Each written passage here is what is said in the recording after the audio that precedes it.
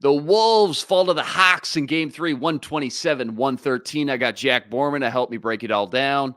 It's coming up next on the Locked On Wolves.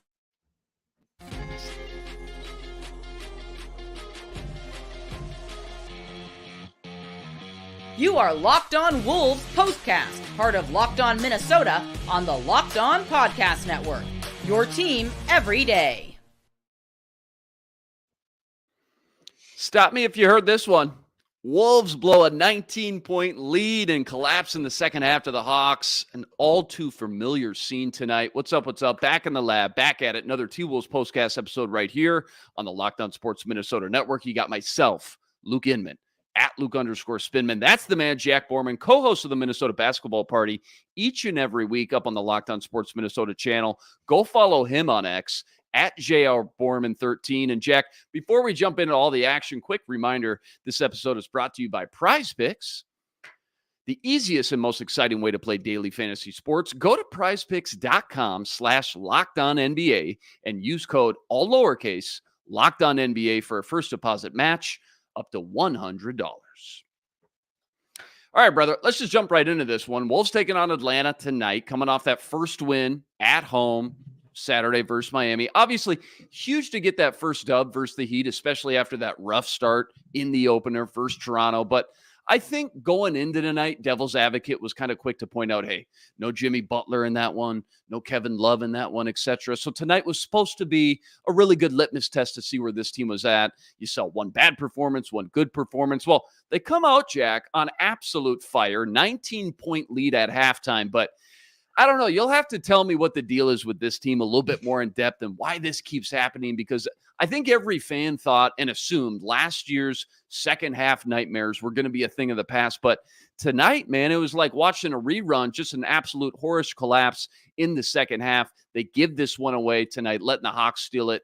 Let's just start with your, top two takeaways from this one to kick things off.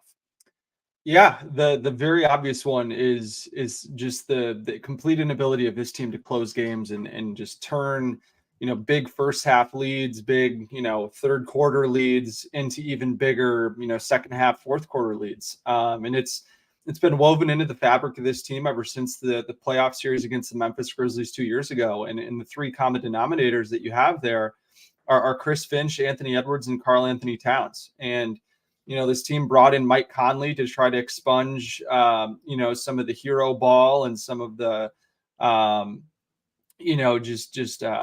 poor basketball IQ that D'Angelo Russell tended to bring. And, they just haven't been able to get rid of it, which is really unfortunate. And obviously it's a smaller sample size with Mike Conley here, but the hope is that bringing up, veterans like him and Rudy Gobert and Kyle Anderson and Shake Milton into the mix here, would just enable the Timberwolves to, just slow it down, run some good offense, just kind of stay collected mentally. And they just haven't been able to do that, and tonight was a perfect example of that. So that's obviously the biggest one for me.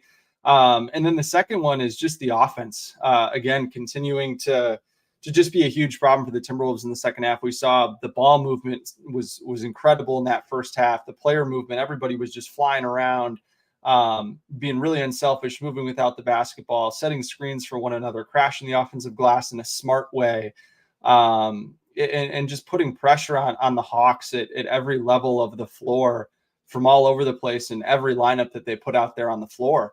And then that just completely went away in the second half. I just saw a tweet, I believe it came here from Zach Pierce, that that of the 229 times that an NBA team has scored at least 79 points in a first half, finishing with 113 was the lowest of those 229. Wow. 229 times. So just a historic meltdown from the Timberwolves that was rooted in pretty terrible offense in the second half. Yeah, you hate to watch them lose. You hate to watch them lose any night, but you especially hate to watch them lose in the fashion they just continue to do it, a la last year, because it's almost so much more maddening and frustrating the way they kind of tease us with these big leads. They prove to us that, yes, we do have the talent to be one of the better teams in the league. And Man, let's talk about the first half for a second. To come out the way they did and put on an absolute shooting clinic in the first half like they did. I mean, here's some first half numbers: 67 field goal percentage, 67% from behind the arc, 15 fast break points to Atlanta's 4. Most impressively to me, I think, in the paint, points in the paint at a halftime, 34 for the Wolves, Atlanta only 16. Ant kind of exploded. He led the charge early on. He was 8 for his first 9. He had 20 at the break. I don't know. Explain it to me, I guess, if you can. Like, what specifically is happening to this team in the second half of games? Like, is there something tangible that we can take away from nights like these? And why has it maybe seemingly carried over now from last year to this year? Is it easy as that? Or is it more in depth and a little bit more difficult to answer? It's all just predicated on sharing the ball. The Timberwolves had 18 assists in the first half. They had 6 in the second half, which is absolutely horrendous. And I think that what tends to happen when, the other team throws a big punch is the Timberwolves just kind of crater a little bit. In the playoffs and in some of the biggest games last season, we saw Anthony Edwards really, really rise to the occasion and meet the moment with some pretty show-stopping plays. He had one pretty nice momentum-killing three-pointer in an ISO ball situation in that third quarter. But outside of that, he and Karl-Anthony Towns completely disappeared in the second half. I think Anthony Edwards ended up finishing with 11 points, but some of that was just too little too late. And then with Karl, I believe Karl-Anthony Towns had 13 points in the first half. He had 3 in the entire second half. And same goes for Naz Reid. Naz Reid also had 13 points in the first half and had 0 in the second half. All those 3 guys are all, players who really, really are dependent in a way upon the Timberwolves moving the ball really well. They're not guys who, they're all guys that can score in isolation, but they're much better when they kind of get the ball in a rhythm and they just kind of feed off the flow and the ball movement that the Timberwolves can, the Timberwolves can create. It's kind of like a kinetic energy effect where all of those guys, when there's just more kinetic energy, player movement, body movement, that all 3 of those guys get in a rhythm a whole lot easier rather than, we saw all 3 of them trying to play ISO ball to get themselves going because they're all talented enough individual scorers, but it just didn't work out that way. And, another big thing too is I don't have the numbers in front of me. It's not something we can get this quickly after a game, but I'd love to see the number of screens that the Timberwolves set in the first half compared to the number of screens the Timberwolves set in the second half. Interesting. Okay. That's a big one. And the other thing too is how quickly does the Timberwolves get into some type of action? I would be willing to bet that the Timberwolves were starting their offense on the other side of half court by the 18 second mark on the shot clock. And that just got down to 14, 15 seconds left on the shot clock. Instead, and those 4 to 5 seconds can make a big difference, especially when that other team is building momentum and you're just trying to kind of kill the clock. It's like a team in the NFL trying to run the ball up 7 with 9 minutes left. Just keep playing what got you that lead. It's way too early to try to bleed the clock and play not to lose, and that's just what keeps happening for the Timberwolves. I got to ask you because you got my wheels spinning a little bit. You're my go-to analytics and numbers guy when it comes to this stuff. The screen stats and numbers, what's a normal good number on an average night that I should be looking for? And do you say that because the Wolves specifically, the way they're built, you'd expect more screens from them? Or can you say that kind of a blanket statement for every team? Yeah, I mean, I couldn't really tell you exactly, what's a great number for number of screens set in a game. But I think the Timberwolves are a team that needs a lot of screens, whether it's off-ball screens or on-ball screens, because Rudy Gobert is arguably the best screen setter of the modern NBA. Mm-hmm. And we saw what happened in the first half. He set a ton of screens. He rolled to the rim really, really well. The Timberwolves threw a ton of lobs up for him. He didn't finish all of them, but he got fouled going up to grab, probably 3 or 4 of them, threw another 3 or 4 of them down. And when he set screens for Anthony Edwards, the amount of space that, that gets created for Ant to be able to work in the mid-range or explode all the way to the rim is really, really big. And, when Anthony Edwards can get ahead of steam, it just puts all sorts of pressure on the defense, collapses, the backside, and everybody kind of cheats in and opens up the passing game and allows him easier reads. And when there aren't as many screens set and he's kind of forced to just do things on his own, he kind of gets tunnel vision. And you saw that turnover he had in the fourth quarter. Jim Pete mentioned on the broadcast, he had Naz Reid wide open in the left corner and instead just kind of haphazardly dribbles it, gets it stolen, and it goes the other way for a layup. And at that point, the game was kind of out of reach. And, I think the other part of it too is when Edwards and Towns both get into the corner, sometimes they get really disengaged. People that watch a lot of these other teams, a team like Phoenix, the way that, Devin Booker plays out of the corner all the time, but they run screens off the ball to kind of get him turning around a screen and catch the ball and getting ahead of steam towards the basket. And the Timberwolves just don't do any of that. When players go to the corners, that are used to having the ball in their hands, they just don't know how to play. Conley being the exception there. We saw Naz Reid and Jaden McDaniels make some great plays out of the corner, but like those guys are used to playing out of the corner. And so, for the Timberwolves, it's just going to be about, can you consistently come back to actions that you can just kill defenses with? They did it in the first half, and then they just completely went away from it in the second half. Yeah, well said. And obviously, again, frustrating start to the season in these 2 losses that they've had. They dropped to 1-2 because they did look so crisp and so good all preseason. And we talked about it last week after the first game when we talked about, hey, Coach Finch said, hey, sometimes when the lights turn on and things get bright, things don't always look the same. And we knew this whole thing would take some time, right, to gel together with everyone healthy now. But what do you tell the fans that are just so sick of watching the same movie on repeat over and over again? Like, how do you talk them off the ledge a little bit and sell them on, despite what we just watched, this is not the same team that we saw last year? Or can you not do that yet? Or are you maybe not to that point quite yet? I don't know if we can do that right now, to be brutally honest. I mean, I think it kind of proves us right from the first game and saying that, I don't think that movie that we saw in the first game is what's going to be the whole year, obviously, because we saw they can put it together in the first half. They did that.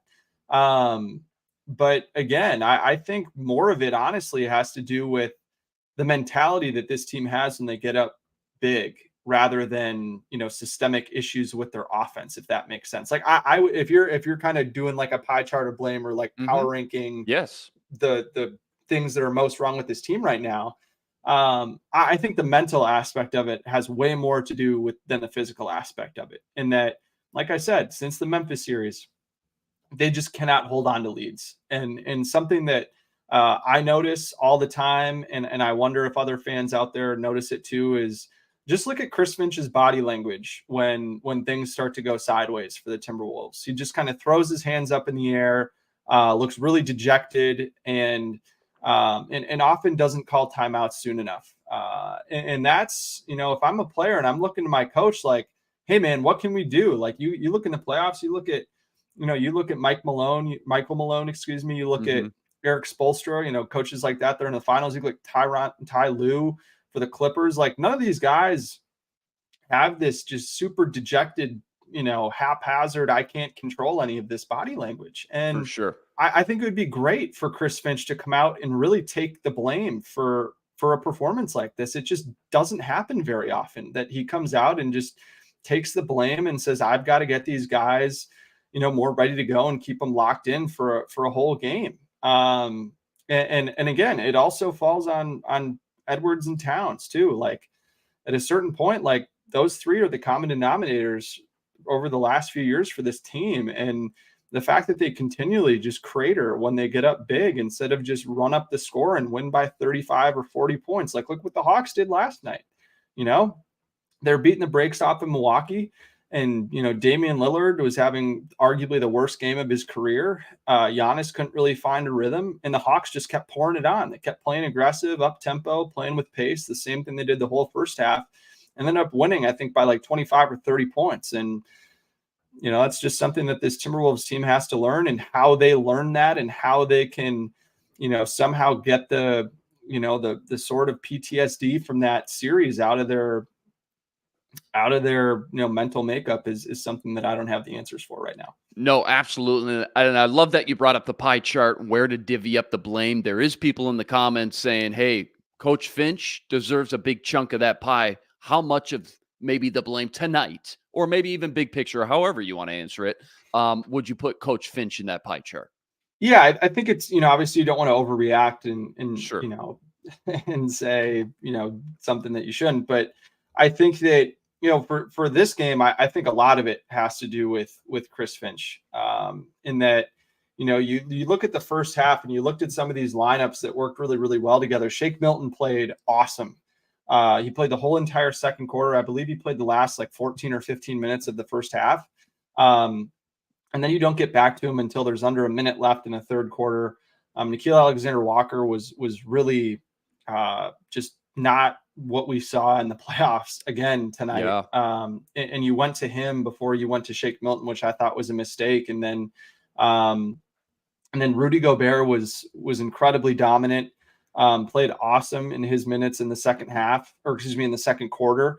Arguably his best quarter as a Timberwolf in the second quarter. And then they kept Karl Anthony Towns out there, as the lone big. And what they did in the Miami game, which worked really well, is they kept Rudy Gobert out there as the lone big, when they kind of split the two apart. Keeping Rudy Gobert out there first, especially given how he played in the second quarter, was a decision that I think I would have made. So those two decisions, I think, cost the Timberwolves pretty dearly. And Anthony Edwards just really did not have any juice in that third quarter. I think maybe taking him out of the game and getting into a bench lineup and going to maybe someone like Jordan McLaughlin as well, that could just stimulate some more flow and better ball movement and player movement and some of that kinetic energy that I was talking about, are all decisions that I think would have been better ones than what happened. I think, when you see Karl Anthony Towns try to force the issue offensively and you leave him out there, that can create some bad energy for the team. We saw some of that in the third quarter, which was disappointing considering that he was awesome in the first half. So I would probably say it's 60% on Chris Finch, and then probably, take the other 40% and divvy it up to Karl Anthony Towns and Anthony Edwards, however you like. But, just a really, really, tough and frustrating performance, no question about it, from the three most important, figures on this team in the second half. Yeah, well said, and good breakdown there. I want to ask you about some individual performances and kind of the bigger picture with this Wolves team coming up right after I tell everyone about Prize Picks. Don't forget, this episode is brought to us by our friends at Prize Picks. Prize Picks is without a doubt the most fun I've had playing daily fantasy because you can win up to 25 times your money this football season. Why I love it so much is because it's so easy to play. All you got to do is select two or more players and pick more or less than the projected stats on any given night. And now you can even cross sports and pick multiple players in different sports altogether. That's just another reason why Prize Picks is the funnest way to play daily fantasy. Plus, Prize Picks now offers Apple Pay for quick and easy deposits into your account all season long. And with the Prize Picks reboot policy, your entries stay in play even if one of your players gets injured. That's huge. So in any NFL game or college football matchup, if your player gets hurt in the first half and doesn't return, that player gets rebooted on your bet slip. That makes Prize Picks the only daily fantasy platform around that offers you injury insurance to give you that extra peace of mind. Right now, go to prizepicks.com/LockedOnNBA and use code LockedOnNBA for a first deposit match up to $100. That's promo code LockedOnNBA at prizepicks.com/LockedOnNBA for 100% bonus deposit match up to $100.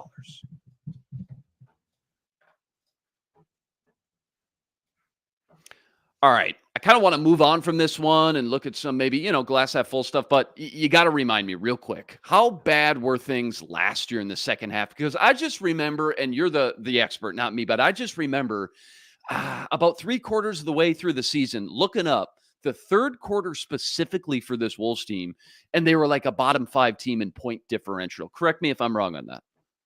No, you're all over it. And I think, bad, man. Yeah. And, a lot of people just were wondering what goes on in the Timberwolves locker room in the second half. And at the end of the day, I mean, there are certain teams in the NBA that really make their mark in the third quarter. And, the Golden State Warriors have been one for years and years, pretty much the entire Curry and Kerr tenure. They've been awesome in the third quarter. And that's just been an identity. And for this Timberwolves team, it's been the inverse of that. It's been an identity, but in a really bad way. Again, it comes down to who's the leader. It's got to be it's got to be your best players. And, for as awesome as Mike Conley is and as well respected and adored of a leader he is, he's not the guy that's just going to be driving winning all the time on the floor. It's guys like Edwards and Towns and Gobert. And the fact that those guys all played as poorly as they did in the third quarter was just like a perfect storm of bad energy. And there's way too much bad energy that this team can create in a hurry, that completely throws away all the goodwill and good energy they created in that first half. Yeah, good point. Jaden McDaniels, first game back tonight. I know they beat Miami on Saturday without him, and then I know they lost tonight, obviously, with him. But how much should he help this team in the long run, big picture, when he's fully healthy and on the court full time? Yeah, I think he was great. I think you saw in that first quarter, he comes in right away, makes his first 2 catch and shoot threes, which is something he did at over 40% last year. And then got out in transition, threw down that huge dunk, off a great pass from Anthony Edwards. And he was also really, really good on Trae Young in that first stint. He held Trae Young to 2 points and 1 assist in Trae's first stint, and made a lot of tough passing angles for him. Obviously when Trae's, he's 6 foot, 6'1" maybe. And Jaden is 7 feet and has this, gargantuan wingspan. And then we saw his length create a lot of problems for Trae Young again in that third quarter when he played a lot of his minutes. And I think the Timberwolves are trying to be a little bit careful with some of his minutes. Don't want to overdo it in the first game back, but you already saw the kind of the connective tissue that I'd talked about a couple games ago. And that I think he just kind of knows how to play off of Edwards and Towns. He's really smart about when to, attack the rim after catching the ball, attacking some over aggressive closeouts. And is just a really, really smart player in terms of when he does attack closeouts, trying to figure out, okay, should I look to score here? Should I look to try to dump it off to Gobert, maybe kick it out to the opposite corner? Just all those things, exactly the type of low usage, high impact player you need, that can also space the floor around this team's 3 best players. And then obviously he's one of the best defensive players in the league, and the way that, he was able to make things really, really difficult for Trae Young for most of the night was exactly why Atlanta decided to go to DeJounte Murray and play through DeJounte Murray, who the Timberwolves just had no answer for. And that's the type of thing that the Timberwolves are going to have to figure out is, Jaden McDaniels can take the other team's best player out of the game. And a lot of these NBA teams now have a second superstar or a third superstar. And it's going to come down to the other guys on the roster to, step up and bring the same defensive intensity that McDaniels brings. And, hopefully his play can, bring out some of that in his teammates, some good defensive intensity and really, and inspire some of his teammates to fly around out there. And so it was a great first game from Jaden, and hopefully we see it again in this next game against Denver. Yeah, the loss is obviously going to overshadow it, but it was super nice to see him out there and basically picking up right where he left off. And I know a lot of people are super excited about him and just the hope that he takes that next step forward, and you get to watch him end to end locking guys up while, he kind of continues to work on his shot and become an even more consistent scorer when needed as well. Talk to me about the identity, I guess, of the team. Like, what's it supposed to look like, big picture, on a night-to-night basis? Like, if I'm an opposing fan and the Wolves are playing at their peak like they're supposed to be, because it's easy to forget after a while when they haven't kind of put all the pieces together for such long stretches. But what does it all look like as far as when they're supposed to be at their best? What are they elite at specifically? And I know you kind of already hit on a few specifics and what they struggled with tonight, but why, in your opinion, is that not clicking yet? Yeah, I think it's not clicking yet just because they haven't figured out necessarily the hierarchy of the offense and who they want to try to establish first. That was a big thing that people had talked about coming into this season is, okay, do you want to play through Anthony Edwards early and then kind of use the havoc that he can create to make things easier for Towns and Gobert? And that's what we saw tonight, is that Edwards just kind of took control of the game as a passer. First and foremost, he had 5 assists in that first quarter. And then also, I think, ended up with 14 points just by playing within himself. Made, I think, 4 threes in that first quarter. So the more they can play through him early, I think they need to get to that. And they just didn't do that in the third quarter, especially. It was, Karl Anthony Towns post-ups early, and then they went to that Mike Conley and Rudy Gobert pick and roll, which wasn't working. And I think when on the rare chance that isn't working, you really got to go to Edwards, back to Edwards. And the fact that he was the third option in that third quarter was problematic. But in terms of what their identity, will be and should be is really honing in on defense, especially in the half court. They got killed on the fast break in that first game of the season, really tightened it up in the second half, especially of that game against the Heat. And then today, it was kind of a reverse of what happened in that Heat game, where they were really, really solid in forcing, enforcing Atlanta into the half court. And they were awesome in that second quarter. I think Atlanta was something like 4 for 11 or they were 3 for 9 in the paint. I think 4 for 11 from 2.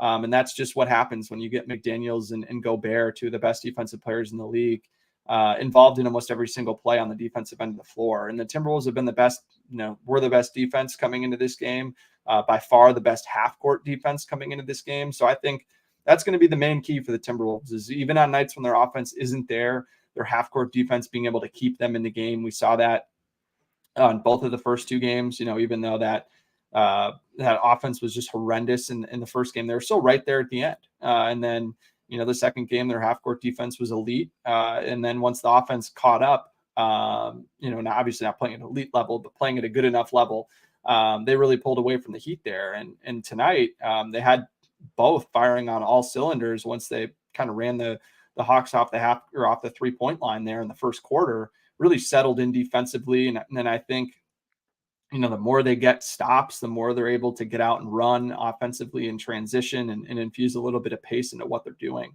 But all that starts in the defensive end of the floor. And then, we saw the Hawks, score really easily in the early part of that third quarter. And then the Timberwolves, as a result, then, didn't have that same pace offensively, got really slow, didn't move the ball. And then all those misses led to more runouts. And so it was just kind of all the bad things feeding more bad things. So the more that they can get stops in the half court, or first and foremost, force teams into the half court and then get stops there, is where you're really going to see all the good kind of emanate from for this team. Yeah, obviously it didn't come together tonight, but that is a good reminder and just a great breakdown of, again, when it is all clicking, exactly what it should look like for this team specifically. I want to ask you about the schedule coming up and kind of where the Wolves fit in the West right now, just to close this up. But first, a quick word from FanDuel. Quick reminder, this episode is brought to you by FanDuel, America's #1 sportsbook and official sportsbook partner of the NFL. Right now, new customers get $200 in bonus bets guaranteed when you place just a $5 bet. That's $200 in bonus bets, no matter what, win or lose, when you throw down just a $5 bet. If you've been thinking about joining FanDuel, there's no better time to get in on all the action. The app, it's so easy to use, and they got everything you need. Money lines, parlays, prop bets, you name it. FanDuel's got it. FanDuel's got everything you need to bet on the entire NBA season, and it's by far the simplest and easiest betting app to use. So go check it out for yourself and visit FanDuel.com/lockedon. That's FanDuel.com/lockedon today. America's #1 sportsbook. $200 when you place just a $5 bet. FanDuel.com/lockedon. FanDuel, official partner of the NBA.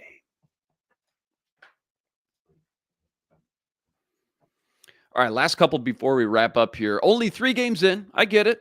Small sample size, but big picture here.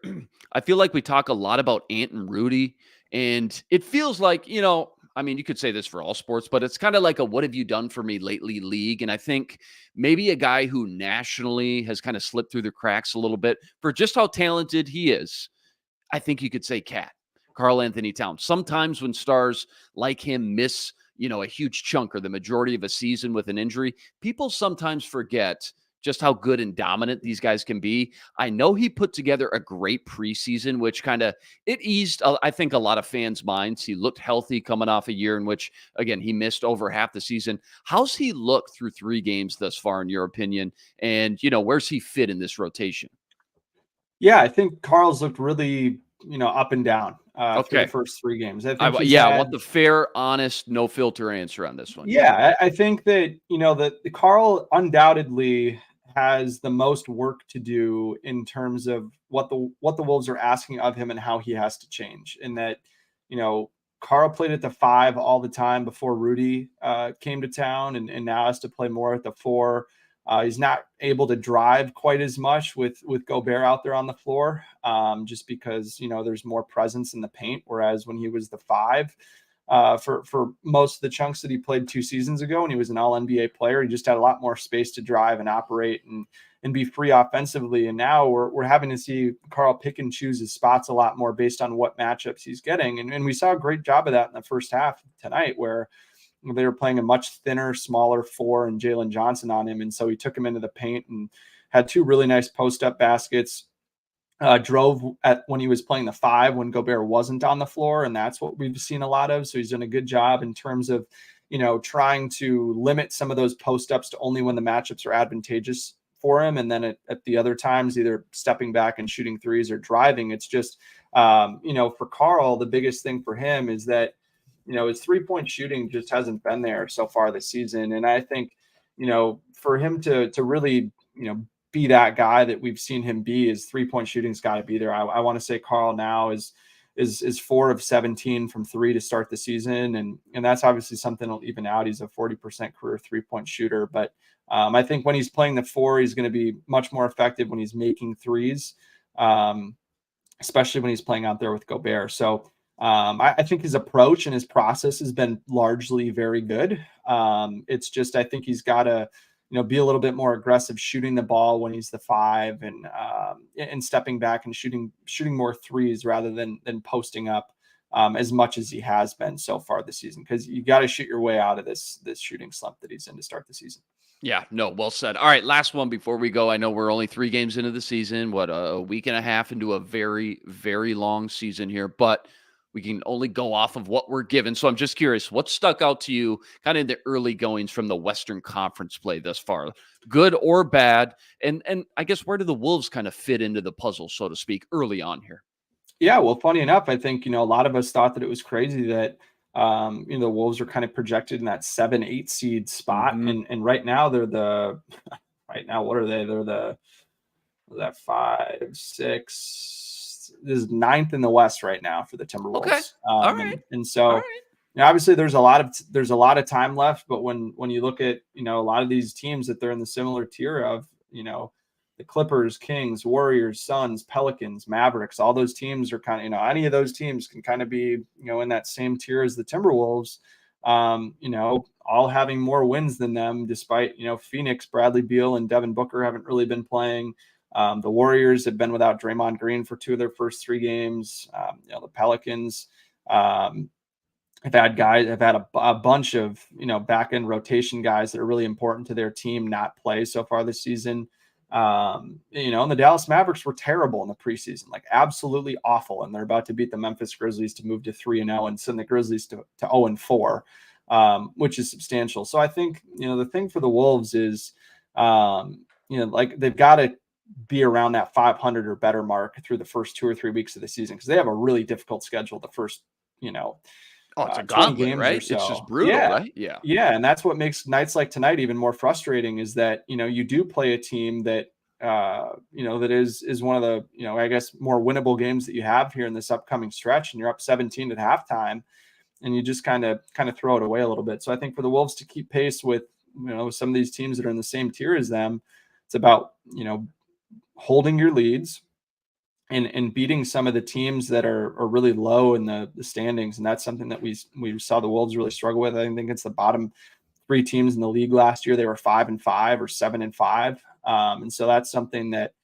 they've really got to improve upon this season, and obviously blowing a lead and playing just awful basketball in a very winnable game like tonight doesn't inspire a whole lot of confidence. But like you said, 3rd game of the season, they've got a lot of ground to kind of use as a runway to get going. But it's got to start with winning these very winnable games that they have, and not putting too much pressure on yourselves in the games that they have coming up, like they do in the next game against Denver, where, being 2-1 and dropping that game going to 2-2 feels a lot different than, being in a 1-3 hole after a game with the champs. Yeah, so. and it's such a slippery slope too, because on one hand it's like, oh, dude, it's so early, pump the brakes, such a long season, but then you get to the end of the year and every game matters, and you look back at nights like these and you go, man, remember when they gave away, that 19-point lead game 3. It would have been Yeah. nice if they could have cashed that one in. Totally. So got to be careful with that for sure. So well said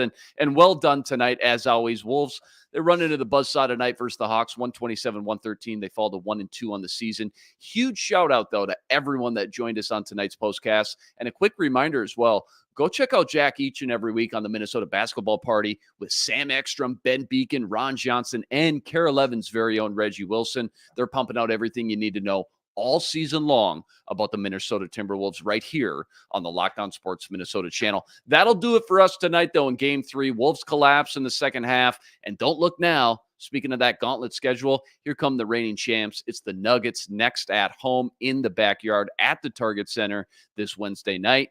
Tip-off 7 p.m. Central Standard Time. Follow us on X at Luke_Spinman, at JR Borman 13, and follow all our work over on the Locked On Sports Minnesota Network, and of course the Locked On Wolves podcast as well. He's Jack Borman. I'm Luke Inman. Until next time, signing out.